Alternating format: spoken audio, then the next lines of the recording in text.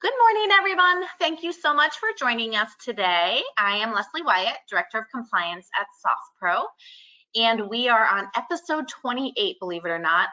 Today, we are going to talk about the importance of a business continuity plan. This is not my area of expertise. I can't stress to you the importance of it. I know how important it is, but I have brought on some people at SoftPro who know a lot more about it than I do, and I'll introduce them in a second. But before I do, I just want to go over some household items so that everybody knows what to do and what to expect. So if you have any questions, which we welcome, go ahead and just put them in the question feature. It should be either on the left or right or bottom of your screen, depending on where your GoToWebinar box is. Go ahead and type them out. We're happy to answer them. If by chance you have a question that we don't get to during the webinar, we will reach out to you post-webinar, or we will include it in our recap. We send a recap a couple days after each webinar, and it'll include a link to the recording. So in case you want to rewatch it or share it with any of your peers, it'll include any handouts or any PowerPoints or whatnot that we have. And if there's questions that we feel weren't touched on or answered or more information was needed, we'll include them as well. Anytime, type them in. We'll try and get to them throughout the episode. If not, we'll do it at the end. So with that, I'm going to go ahead and introduce two of my friends here at SoftPro. First, we have Nicole Lynch. Nicole is Vice President of Product and Customer Advocate at SoftPro. I've known Nicole for, almost 20 years. She's wonderful. She's a wealth of knowledge, and we appreciate her being here. She is joined with Justin Sharp, who is Director of Cloud Services, which is an extremely hot topic right now, and he'll be able to talk in greater detail of that. Justin and Nicole, thank you so much for joining us, and I'm going to go ahead and mute myself and turn it over to you guys. Thank you so much, Leslie. Yes, we're very happy to be here today, and thanks so much for inviting us.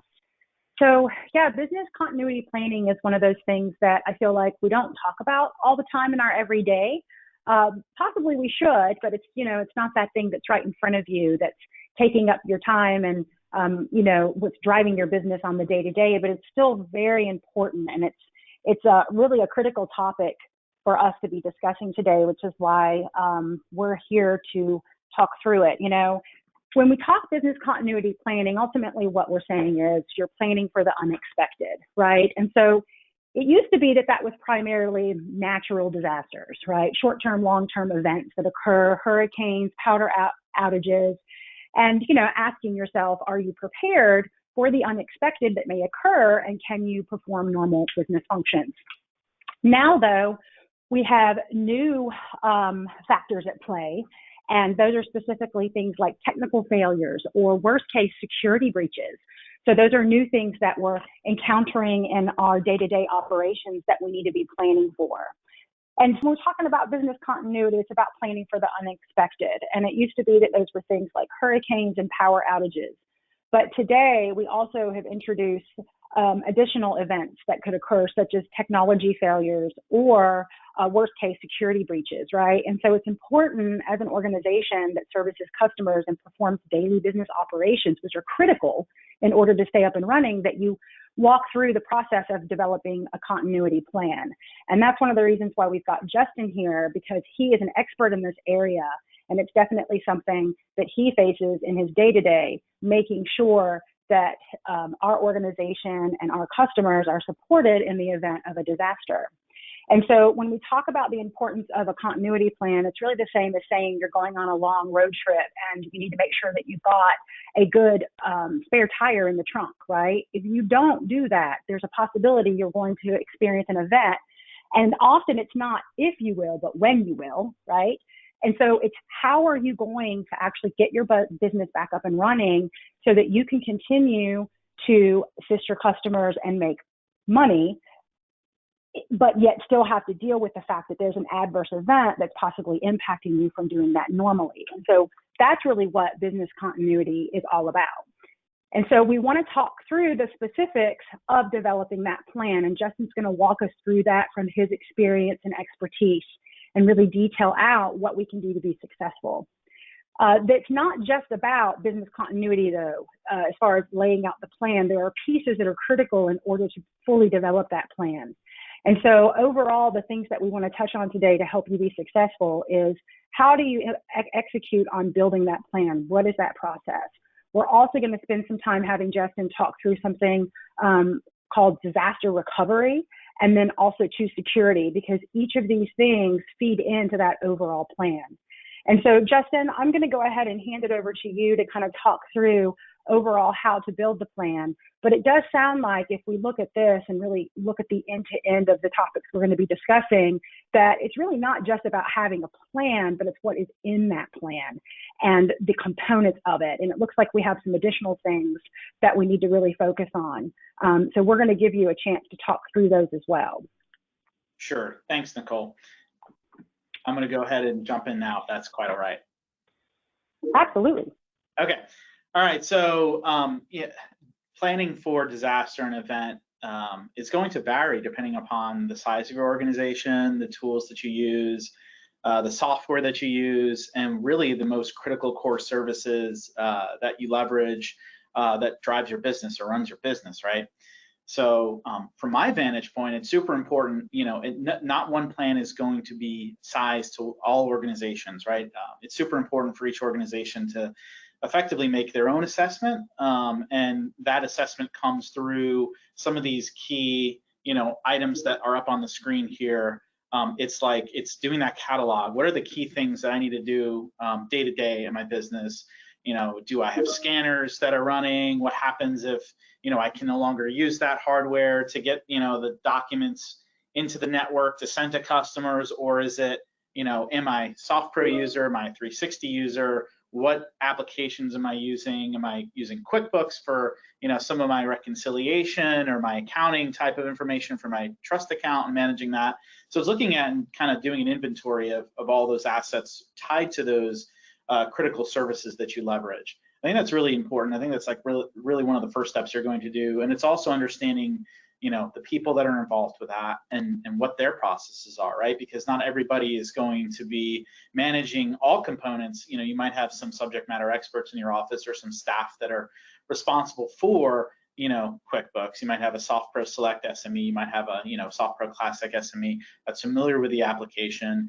And here's where I think we become a partner. We're obviously very familiar with how our applications function and how to set them up. So I'm sure that, you know, you all would have questions about, well, you know, I'm trying to develop my BCDR plan and I want to understand the components, the dependencies that SoftPro Select has as an example.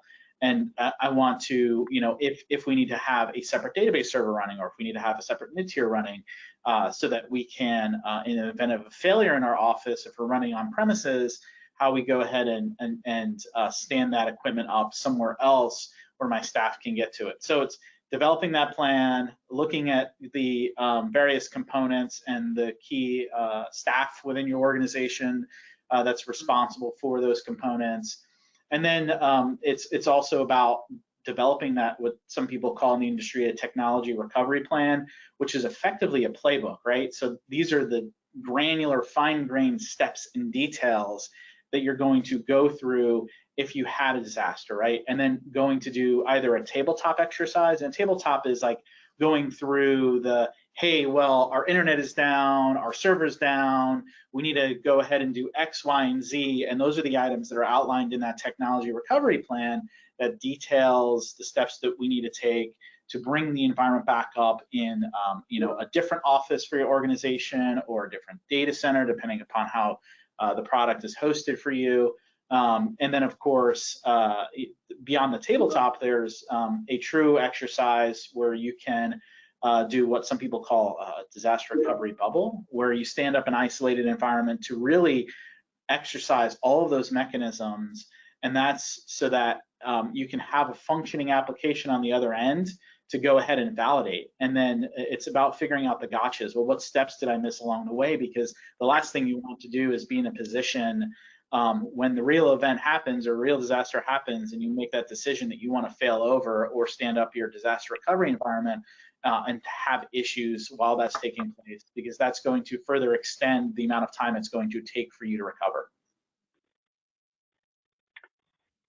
So Justin, it sounds like this is something that you do kind of on an ongoing basis. And so what I heard you kind of talk through is first you do an analysis or an assessment, what are those critical components, systems, solutions, technologies that I need to make sure that myself and my team have access to, so that in the event of a unexpected disaster of some kind, that we can take those, replicate them, if you will, and get back up and running, but maybe not in the office, at home base, if you will.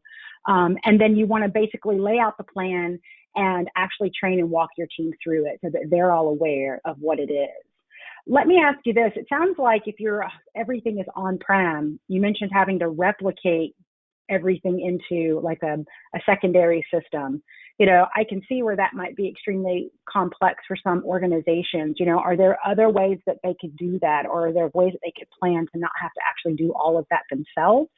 Yeah. So there's, from just a purely planning perspective and trying to determine a solution, it really gets down to, how the size of your organization, how much data that they're willing to lose for a period of time or not have access to for a period of time. And then, if you're backing up regularly, what your backup frequency is, because that's also going to drive an industry term known as the recovery point objective, which is how much data can I afford to lose and not have access to when we do have a failover type of event. But Nicole, I don't have a very specific answer to your question, because it can certainly vary depending upon the organization needs, right? We've got some customers that have 1 or 2 licenses to customers that have hundreds of licenses. The customer that has 1 or 2 licenses likely does not have, an IT dedicated person. They may have somebody that helps them periodically with ensuring that their infrastructure is patched, ensuring that their software is updated, ensuring that if they do have backups running, that they are running and that they are testing them, right? So, we talk about testing here on this final bubble on the slide. That's kind of a critical piece. Your plan is only as good as, the validation that you're doing around the data and recovering that data in the process as well, right? So, for a small organization, it might be something as simple as, well, we don't have a huge budget for this. Let's go ahead and back everything up to an external USB drive that I went out to my favorite big box store and bought, maybe invest in some small software that will automate some of that for me. And then, of course, testing that out, recovering that maybe to a machine that you have that's not located in that same facility, right? And it could be as simple as something that you might have at home that you attach that to, and you recover it, and you have the software set up so that you can, continue your business if, God forbid, a flood happens, or, a tornado hits and destroys your business, or you lose power for weeks on end, things of that nature, right? So it's planning not just for the natural disasters, as I just mentioned. There's also, we'll talk about it a little bit later on, I think. There's also electronic threats as well that we'll talk through. But again, it really depends upon the size of your organization, what you're willing to risk, and what your budget looks like, right? So again, the 2 key numbers that we like to look at in terms of business continuity planning is the recovery point objective and the recovery time objective. The recovery point objective, our PO, is essentially, hey, I back up every hour. That means that if I've got good backups and my last backup was an hour ago when we had an outage, and I want to carry this backup somewhere else and have it recovered, that means that I will lose an hour's worth of data entry from the point of that last backup.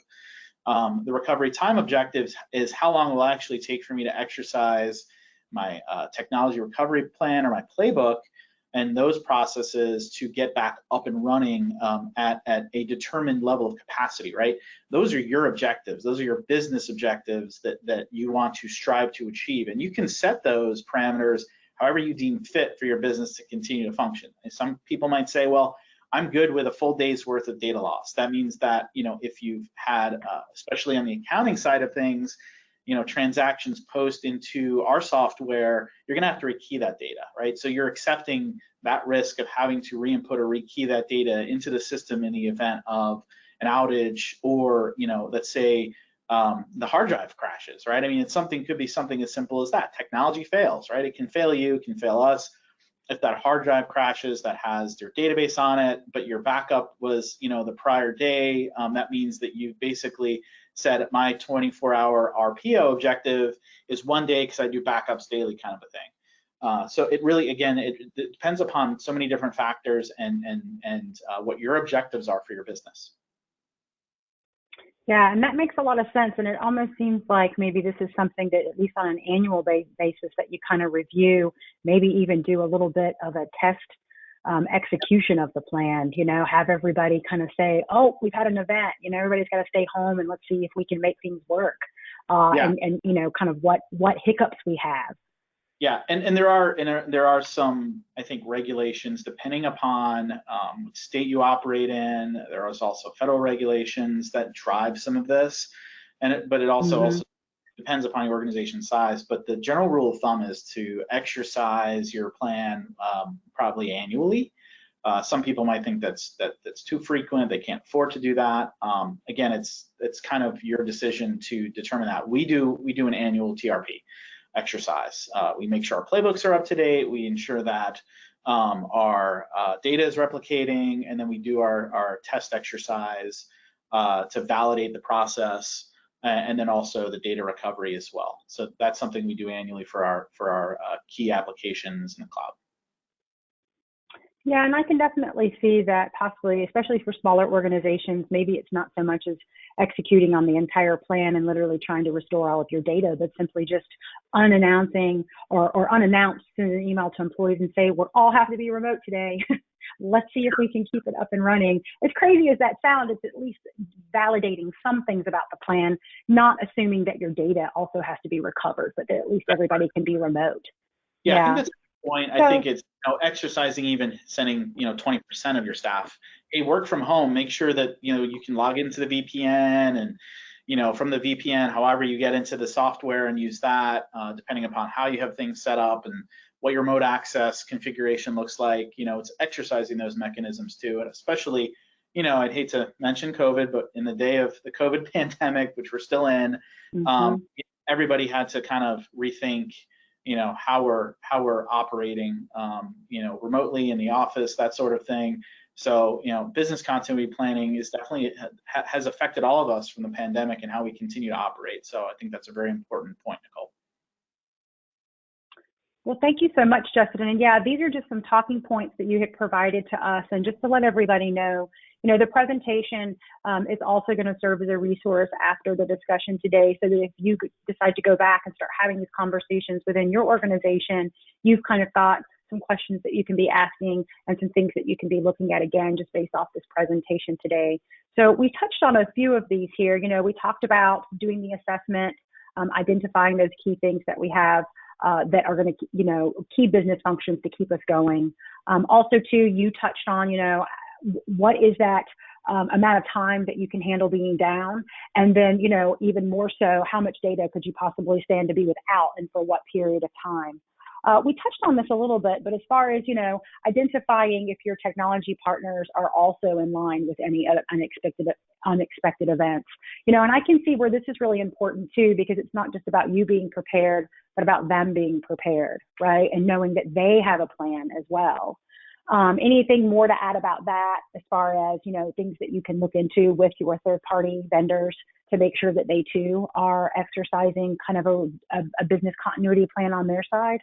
Yeah, sure. So, I think some of my ramblings from earlier covered off on some of these points, but I don't mind expanding a little bit further for sure. So,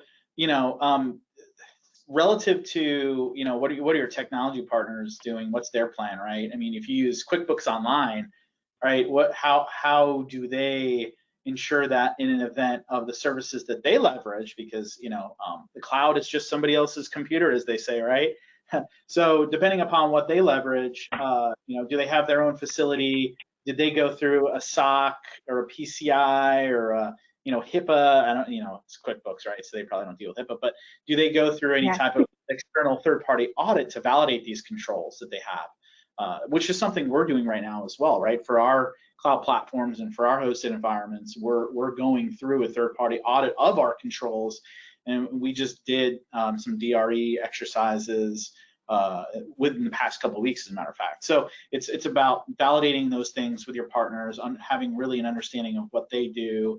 A lot of people might be familiar with an identity provider, right? So if you want multi-factor authentication in your environment to help protect it, you might go out and talk to the Okta sales reps or other providers, right, that provide that sort of MFA type service that you can layer into your infrastructure. Well, how do you're dependent upon that so your users can authenticate, so your employees can even log in, right? What if that fails? They can't even log in. So having an understanding of how they manage to their service level availability, and how they manage that SLA and what that percentage looks like, and their techniques that they might use to ensure that SLA number is higher, those are all important things to validate for sure. So talking specifically about that point. All right, great. Yeah, and then we also too, kind of the next question that we led into, which again was that periodic testing, and depending on the organization, exactly what that testing and validating looks like is going to be specific to the organization and the plan that they have.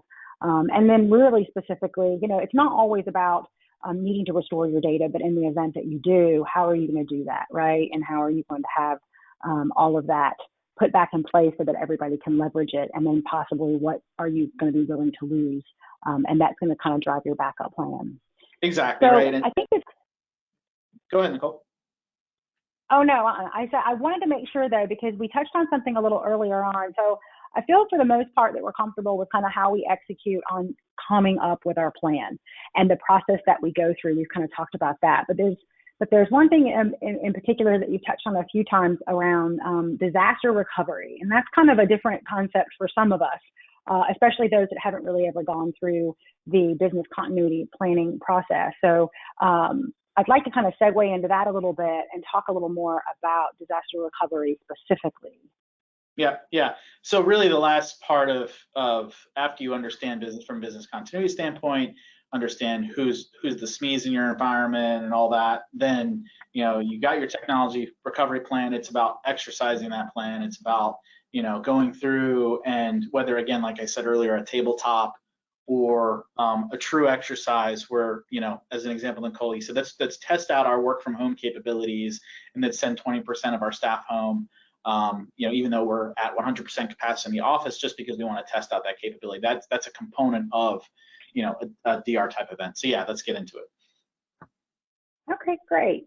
So disaster recovery, ultimately what we understand we're talking about here is the ability to recover that critical information in the event that either access to it is not available or the data itself is not available, right? So like you mentioned, a hard drive crash. And so kind of what that process might look like and how we might do that. And this seems to be, kind of a little bit more intense than just the business continuity plan, which is the fact that we now have data that's in jeopardy, right? Either due to lack of access or possibly even destruction, which, even when we talk about it, it can seem a little scary, but it sounds like if we plan effectively, that it really doesn't have to be as scary as it would be without a plan. Right. So why don't we talk through a little bit about how do we come up with a strategy for disaster recovery? What types of things should we really be thinking about?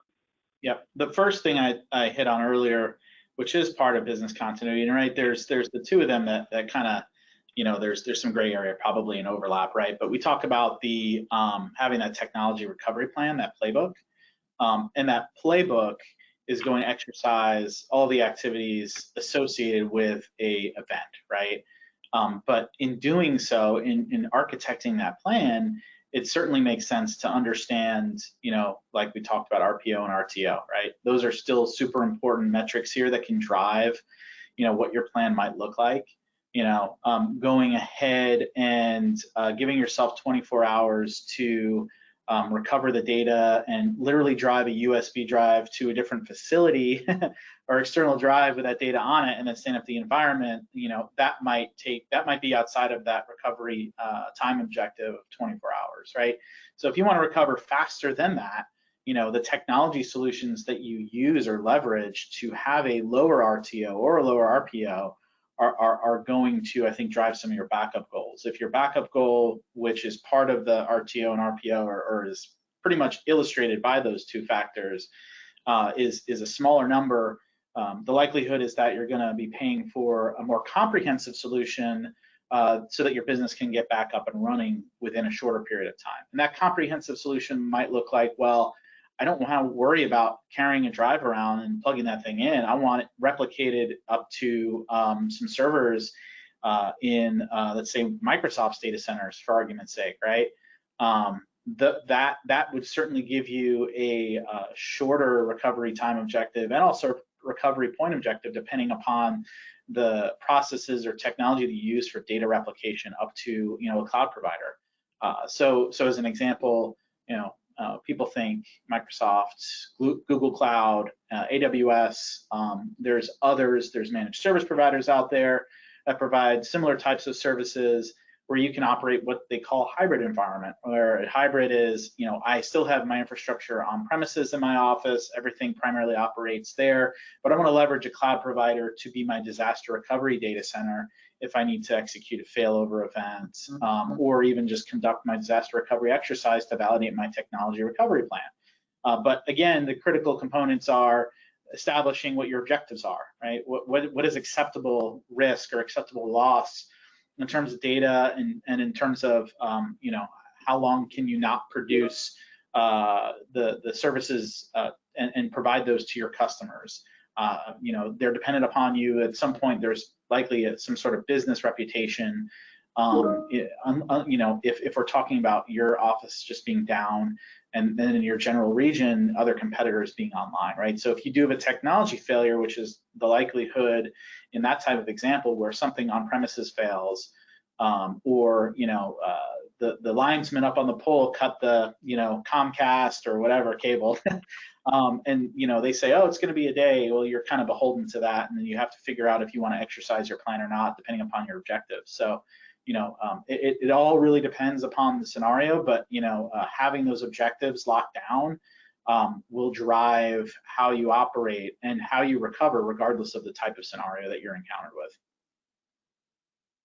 Yeah, and that really does make sense. As you were talking through this, I realized why maybe there's been in the last several years, a transition to reliance on more hosted or cloud-based solutions, just because in the event that you do have to take your data that's in your office and get it not only backed up, but then restored over, I can see where there is, a lot of lift in just having other providers that do that for you, and it can basically be accessible from anywhere, right? So if you've got an internet connection, as they say.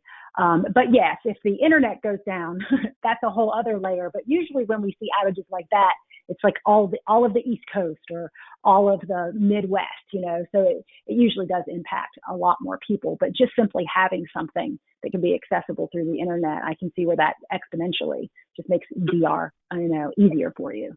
The most common thing that I've seen from internet outages it's typically regionalized, where a contractor was working in an area and they cut through a fiber trunk or something like that, right? So that can definitely impact that region or that area, and it also takes a couple of days to recover. And it's also incumbent upon really the L3, the folks that are routing traffic, right, and in responding to those sorts of events and rerouting traffic, because in most cases there's redundancies in place to ensure that traffic is being rerouted. But yeah, so I'm really using the examples of more of a localized impact to either your office or your geographic region.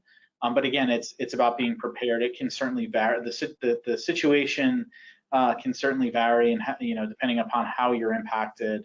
One good example when I talked about hybrid is that you're basically paying for an insurance policy, right? You've already paid for your equipment that's running in your office.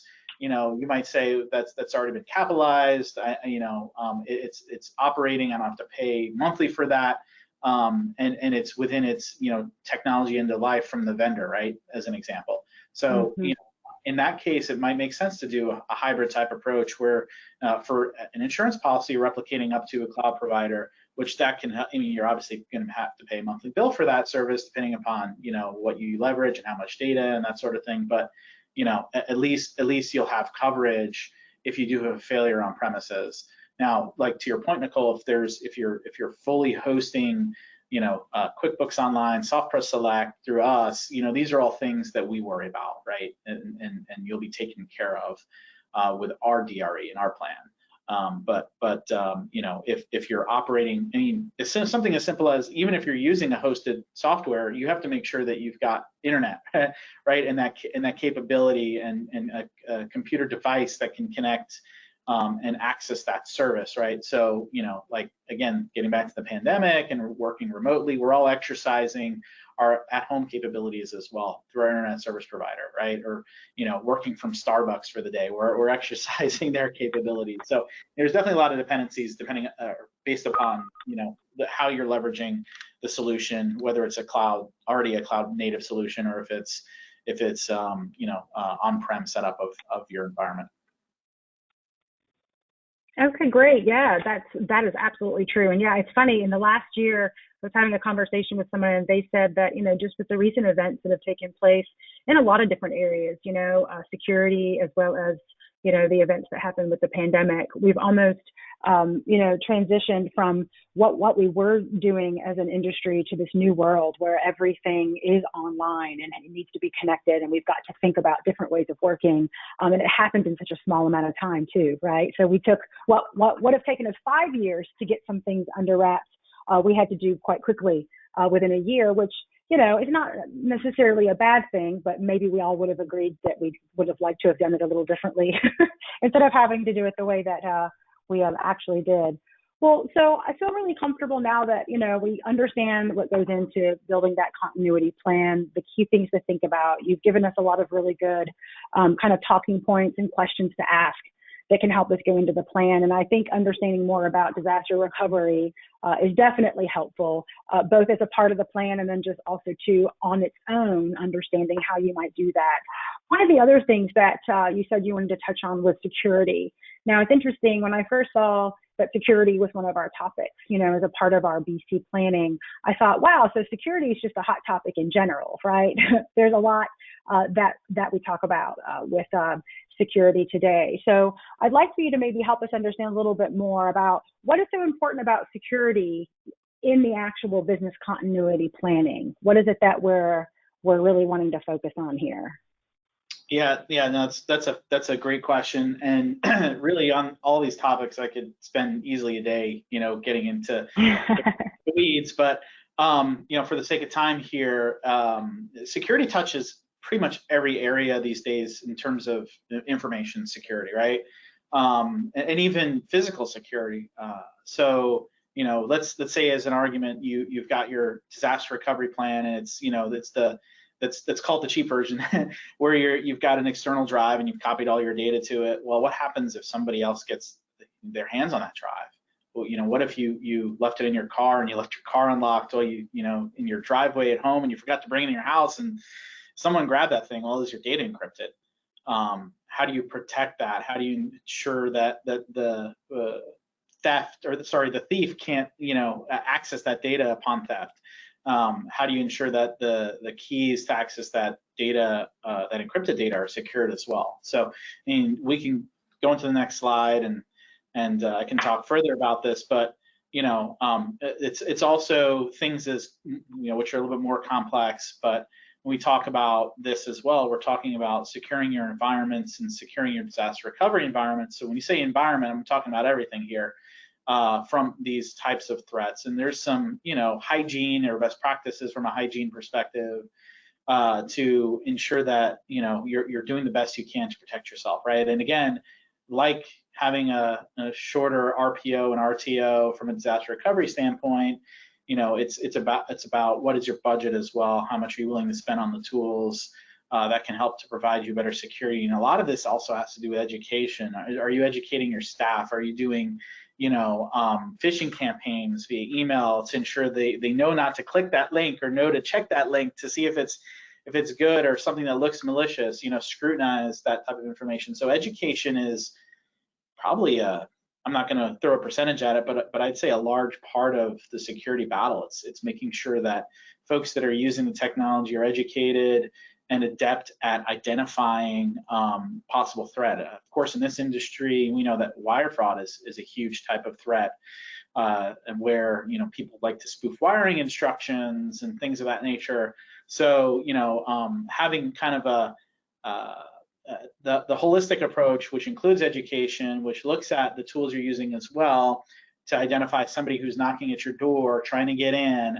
So that's, depending upon your office size, having things like a firewall configured so that not everybody can remote into your office, that only the trusted devices can access your office, that you're using a virtual private network into your office, not opening up Microsoft's RDP protocol to the public web, because that's a single factor authentication mechanism, right? The threat actor can try to RDP into your server and guess at credentials. And if there's a weak cred that they guess, they can possibly elevate privilege and then encrypt your data and then ask for that ransom. So data security is super important. It doesn't matter whether it's a DR environment, doesn't matter whether it's production. The same controls should exist across all.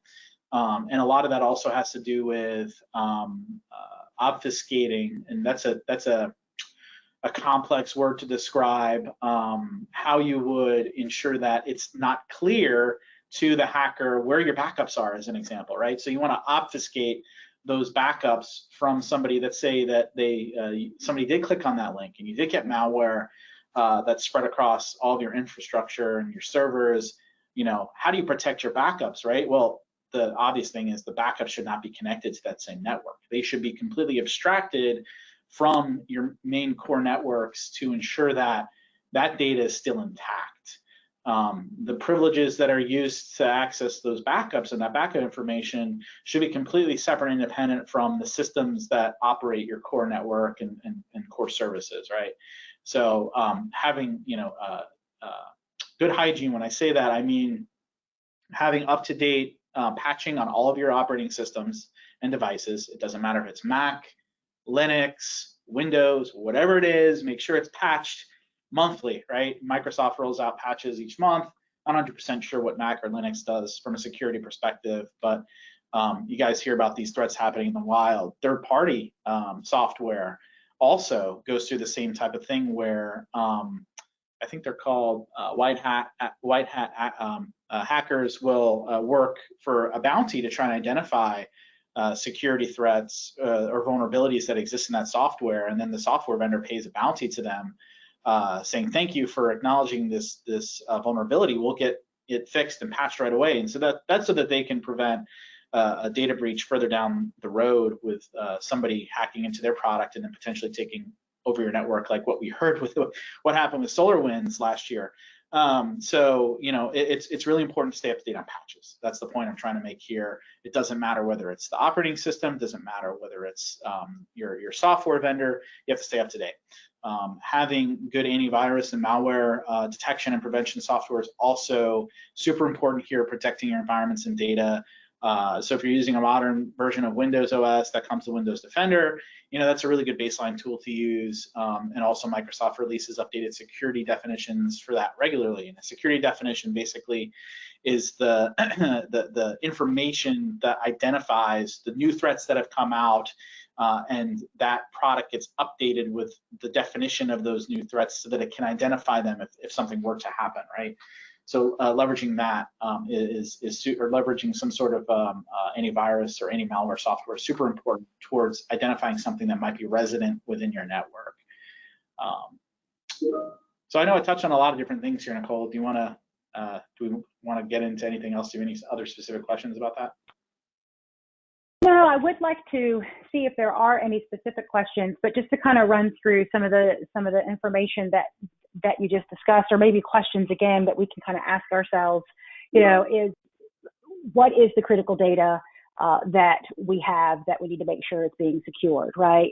Where is it? Who does it belong to? Do I have the ability to secure it, or does maybe a third-party provider need to be in charge of securing it, especially in our industry, which is closely aligned with like the banking industry? We've got information like borrowers' names, account numbers, socials. It's extremely important that we make sure that we're not the ones that allows for that to get out in the wild and for somebody to misuse it. You talked a little bit about, securing data that's, within your network as well as traveling throughout your network. I know we've heard a lot recently about, just encrypting both network traffic as well as email traffic And I do know that there are various ways that you can do that. It probably also does depend on the solution itself, right? You're going to have that already maybe with some cloud-based or hosted solutions, whereas if you're the one managing your network, it might be something that you really need to ask, have I thought through how I'm going to be encrypting that data? Right. Yeah. So that's really good. And it's also important when we're talking about encryption to also recognize that not just do we want to protect data in transit to make sure that that's encrypted. And that's, for example, if you go into your web browser, you put in your bank's website, let's hope that they are providing an encrypted tunnel to their website. And you would notice that by looking at your browser address, it should have HTTPS in front of the site, and that would indicate that you're working through some sort of TLS secure protocol type encrypted, where all the data being sent through that session, that browser session, is fully encrypted from end to end. That's what we call encryption in transit, or data in transit being encrypted. There's also data at rest, which is you've got a database that has our product and our information about all of your orders and things of that nature in it, or even on disk.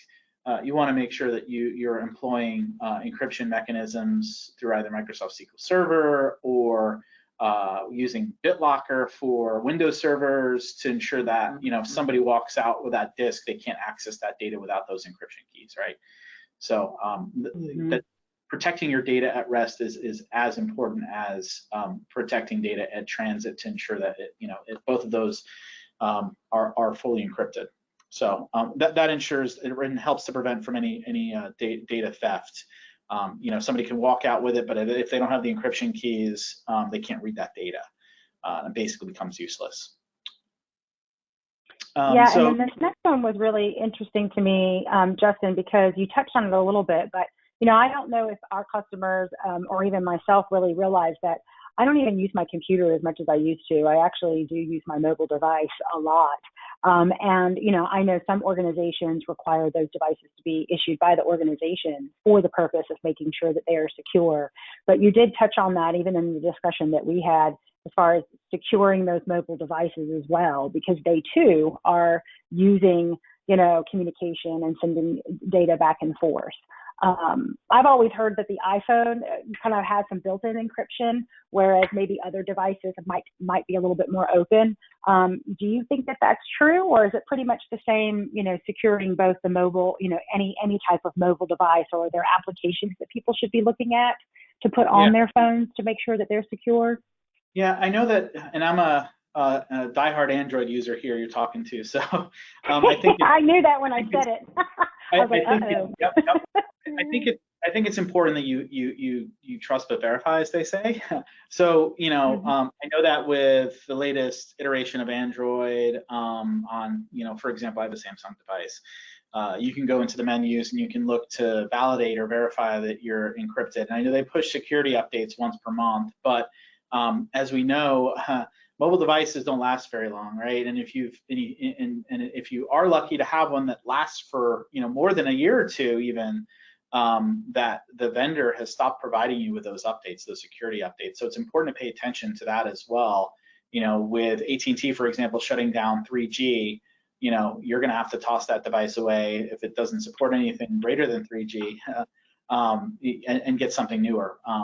That's not necessarily around the patching or updates, but it's a kind of an analogy to it, right? You have to make sure that you're validating that your manufacturer still supports it still provides security updates, and then you can also encrypt that device as well. I think Samsung's product for that is Knox. When you also have a separate space for your work. If your company chooses to implement that using Intune or there's other technologies as well to implement that segregation of a workspace from your personal space within your mobile device. So that as well. And also, I believe the Samsung and Android devices come with some native antivirus software. You want to make sure that that's enabled. So, but also extend on this topic just a little bit. With everybody working from home, it's super important to also make sure that your employees have awareness around their own hygiene for their network infrastructure at home. I mean, you have a gateway that your internet service provider gives to you, but you also have your own router, right, that's providing wireless. So well as that, are you making sure you're updating the firmware regularly? And you can turn those controls on. Some manufacturers like Netgear or Asus or whatever may provide automatic firmware updates, right? So you want to make sure that you're applying those, that you're not using default passwords or usernames when the machine comes, or excuse me, when the device comes from the manufacturer. But then you're also applying that same, type of hygiene to any device within your house. Even your, a lot of the modern TVs these days are web connected. Even your washer and dryer, toaster might be. So, it's important to apply the same hygiene approach to anything that's connected. Cars even now, have capability updates from the manufacturer over the air. So that's also something you want to make sure that you're doing, from that hygiene standpoint. Yeah, I think that was one of the things that when when a lot of organizations went to 100%, remote or out of the office, and not everybody did, but a lot of us did. And, really taking and applying some of the things that, I had been taught as an employee about being secure, and really making those assessments on my home environment as well. I know, I had to take a second look at my routers, make sure that my passwords were secure, because up until that point, we were just talking about Roku and maybe a couple of gaming devices that were really being leveraged on my home network. So it was a really thoughtful exercise to go through and say, hey, am I allowing for my home environment to be as secure? And I think a part of that too, Justin, and then you did touch on it, is education. And I feel like even working for a technology company like we do, I appreciate the ongoing education, especially around the world of security, because I feel like they're constantly changing it up on us, right? Like, I feel like every day they come up with a new tactic or a new way to try to get me to click on something. I'm sure everybody gets those emails that are a little suspicious, and really making sure that it's not even something you have to think about. You just look at it and go, nope, I'm not going to look at that or click on it. And then I think another thing for me is, reporting it, because that was something that maybe not everybody always did. So if you see something that looks suspicious, don't just look at it and say, oh, that's suspicious, but actually sharing it and saying, hey, this is something that kind of came in. I know some organizations actually have a way for you to be able to report suspicious emails. Is that something that you can just get through your email provider, or is it something that you kind of have to purchase third party? That's good, and I may not be the expert within this area, but I am aware that there are add-ons. As an example, you can add, if you're a Microsoft Exchange user or using Office 365, you can partner with organizations like Agari that provides additional email filtering, or there's capabilities to scan for the links, if there's hyperlinks embedded in the emails as well. There's providers that will also look across the database and make sure that link is safe before you click on it to give you an additional layer of security. And then there's also, providers that if the email is coming from outside your organization, you can set up rules to have those things automatically labeled. Because, of course, like you mentioned, email is a pretty huge vector, right, for threat actors to try and either usurp control or information from your network, or get you duped into, and it's the kind of the social engineering aspect where you might, provide wiring instructions where you thought, somebody was, the buyer, or the seller, right? But not, right? There's somebody who is kind of tapped in and had access to your email, and this is where setting up multi-factor authentication is super important, right? Because most modern email services provide that capability, right? Even if you're using Gmail and you don't have a pay email provider, Gmail provides free MFA capabilities where you can either get a push notification to your phone or a text message or enter a code and things like that. So I think it's important to hit on, leveraging multi-factor authentication wherever you can, and whatever service you use is going to cut down dramatically on somebody being able to listen in on your conversation, so to speak, from, we're talking about email here. Yes, I've been noticing here recently that almost all of the solutions that I use, both in my personal as well as my professional life, are moving to that multi-factor authentication, either through my cell phone or possibly generating a token of some kind. So I thought that was really interesting. I could definitely see where, that's pretty much going to be a standard as we go throughout the next several years, and it's a good thing. Yep. So what I wanted to do now is we do have, as I mentioned before, the presentation itself was put together to help guide through the discussion that we had today, but also to serve as a tool for when you kind of go back into your day-to-day operations to be able to kind of talk through these things with key people within your organization, so that you can possibly look at putting together this business continuity plan. And so the next several slides, even though we're not going to go and we're going to be not going to be talking through them, Justin touched on a lot of these things as he was going through and kind of talking through what it means to be secure. And so this is really going to serve as a way for you to refer back and really kind of pick up on some of the very specific things that he wants you to think about, some things to maybe go and create almost like a little checklist or a question list to say, hey, does this apply to us? And if it does, is there any part of this that we want to touch on? And so what I'm going to do now, Justin, is just kind of go through, like I said, I believe you've touched on most of this as we kind of walk through it, but if there's anything else that you'd like to elaborate on, maybe just based off of what we were able to talk through today. And then Leslie, I'll open it up to any conversations, if there are any, while we kind of go through this so that we can make sure that we end on time today. Yeah, Nicole, I pretty much hit on all of these. The email security, this gets a little bit technical when we're talking about DMARC from that other slide. So, that just, okay. I would say research that would be my advice. We talked about you're going really fast here. So Sorry. I was just wondering, if you don't mind going back one slide, please. Thanks. Yeah. I don't know what happened. Oh, did it not go back? Yeah, go forward one slide. Thanks. Sorry. That's okay. Yeah. It must have been a delay. There you go. Yeah, we didn't really talk about wireless security on your home network or your business network, but I mean, this is pretty straightforward. Make sure that you're using it. We did talk about remote desktop and VPN, and it's important that people focus on that. Leverage the firewall capabilities in your if you're a small business, you probably have some SOHO type thing, but make sure that you're leveraging that and you're making sure that you're restricting traffic based upon geographic location. Some more modern firewalls have those capabilities where you can say, I only want to allow traffic in the United States into my network, as an example, right?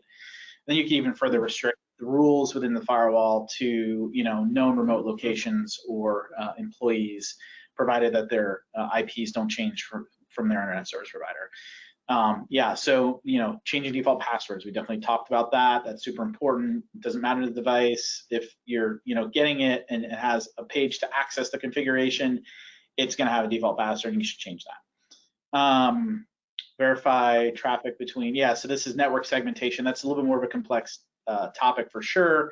It depends upon your use case, though. Some people may say, well, I have customers that come in to do signings. They may want to have access to Wi-Fi.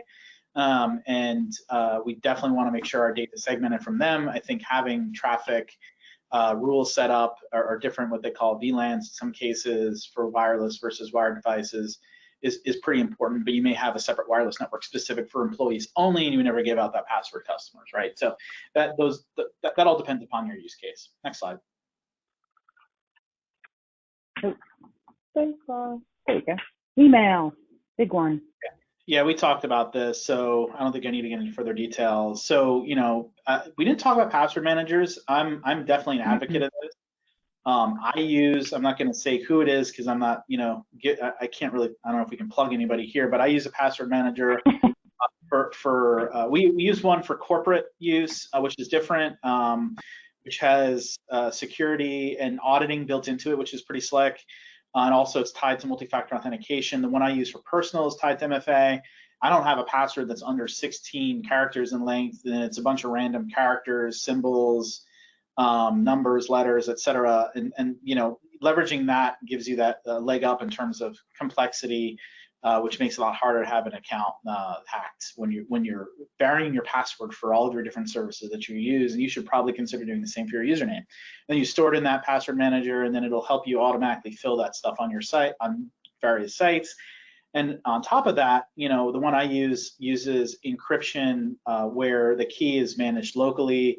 The key is not stored on their equipment so that they can never decrypt the data that synchronizes their network. But the key is that, you have to have a complex master password that you memorize, and you have to set up MFA, otherwise there's no point. We did talk a little bit about mobile device management to set up policies on your devices for your employees, and that is another area of hygiene, so that they're required to use complex credentials when using the devices, and also enforcing things like encryption in terms of that policy compliance, things of that nature. So we talked about education as well. Yeah, thanks. Yeah, I don't need to touch on this anymore. I think we're good here. You do want to enforce password rotation, though. I think that's an important way. Keep them always chasing, right? But if you have a password that never changes and it's basic, and the probability is that it's gonna it's gonna get breached. Yeah, and I would definitely say back, when you're talking about your personal passwords, I can see where people would say, well, the worst thing that they could do is break into like my Facebook or my Instagram, which that can always be a nuisance as well. But yeah, when we're talking about, accessing systems within our work environment, often we're talking about, places where we keep documents, customer information, bank records, as well as, possibly your title and closing data. So yeah, definitely coming up with a strategy for passwords. I know it's something that I'm constantly getting better and better at, making sure that I'm not just keeping it simple for my purposes.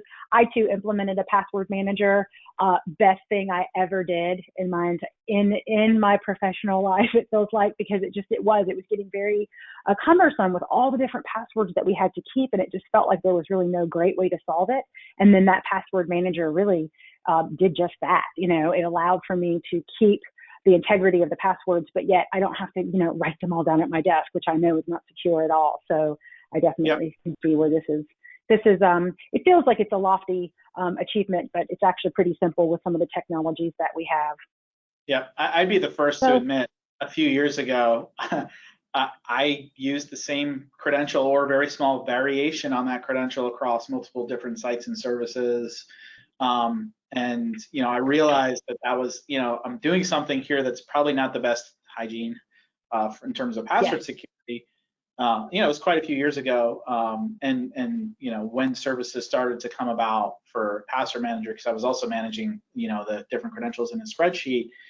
Yeah, I jumped at it. It was a no-brainer for me to go ahead and pay a little bit of money for just that peace of mind, and then not having to manage that spreadsheet or things of that nature. So I'd say it's definitely worth taking a look into. And some of these providers also have a basic free product as well.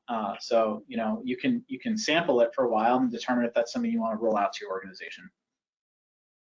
Yeah, and then one thing too with the passwords that I was talking to another one of my customers about is the fact that they are a smaller organization, but if the paralegal were to unexpectedly be out, they could always sit at her computer and try to work, but just making sure that both of them had access to those important passwords so that they could both get in and get to them should they need to. I think that's another thing that it solves. So you don't have to have somebody write down all the passwords to all of the really, business critical solutions. You can keep them all in a secure place, and then just make sure that, the right people have access to it, and they can get in and leverage it. Yeah, I would add, and I'm not really, trying to be condescending here to anybody on this call, but, did mention the same person sat down at the same machine. That means that somebody probably shared a password somewhere, and that's probably not a good idea. So some of the password manager capabilities also have built-in credential sharing, where the credential doesn't have to be revealed and it will automatically fill the site. Or if, obviously, great. Yeah. if you trust, if it's a shared service that you're accessing for your employees, you can also set up different profiles within the password manager. And I've done this, even in my family. I've used the family capability and have set that up. And one of the services I use has up to 6 licenses for the family thing. So my kids are going to get indoctrinated very early on as well. About password protection. Yep. That's awesome. Well, thank you, Justin, so much. So this has been great. I hope that everybody today is going to be able to take something away, to carry back to their office to possibly begin their business continuity journey, thinking about some of the things that are, talked about today. As always, SoftPro is here to answer any questions or assist in any way, and then the presentation will be made available so that you can kind of have this for talking points as you go back and start your planning and on your journey to becoming more secure. So Leslie, I'll go ahead and hand it up to you to wrap it up since I know we're a couple minutes over. Great, thank you so much, Nicole and Justin. That was great information. We know it's a lot of information at once, so like Nicole mentioned, we will be sending this as a follow-up. You're welcome to reach out, even post this webinar with any questions or anything like that. So I know once you start reading through the information that we're going to send in the recap, some of you might have some questions, and we're happy to assist with that. Once again, thank you to Nicole and Justin. I hope everybody has a great day, and we're really happy you were able to join us. And I think the next webinar we're going to have is going to be very customer based and very fun. So stay tuned and look for an email regarding that coming soon to your inboxes. And I hope everybody has a great week. Thanks so much. Thanks, Leslie. Thank you, Nicole. Thanks, Ellen. Thanks to our participants.